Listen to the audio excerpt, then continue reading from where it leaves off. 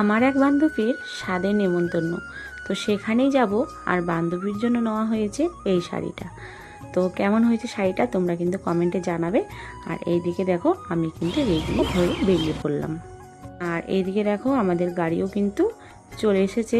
আর এই যে আমার মেয়ে দুটো এখন ওরা উঠে পড়বে। তো আমরা এখান থেকে ডাইরেক্ট চলে যাব বাগডোগরা। তো ওখান থেকে আমার আরেক বান্ধবী গাড়িতে উঠবে, ওকে নিয়ে সোজা চলে যাব আমরা জলপাইগুড়ি। তো আমার কোন বান্ধবীটার স্বাদ তোমরা কি দেখতে চাও?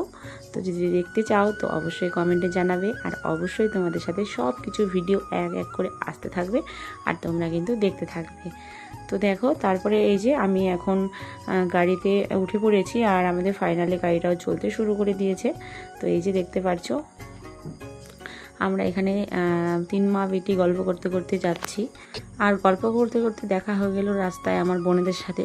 তাদের সাথে একটু দেখা করে আমরা কিন্তু রওনা দিয়ে চলে এসেছি বাগডোগরাতে। আর ওই দিকে দেখতে পাচ্ছ আমার বান্ধবী আসতেছে।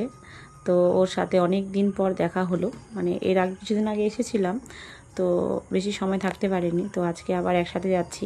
তো আরও দুটো বান্ধবীর যাওয়ার কথা ছিল, তাদের অসুস্থতার জন্য তারা যেতে পারেনি, শরীর ভালো নেই। তো এই যে আমার বান্ধবী কথা বলছে আমার বড় মেয়ের সাথে, অনেক দিন পর দেখলো আমার বড় মেয়েকে।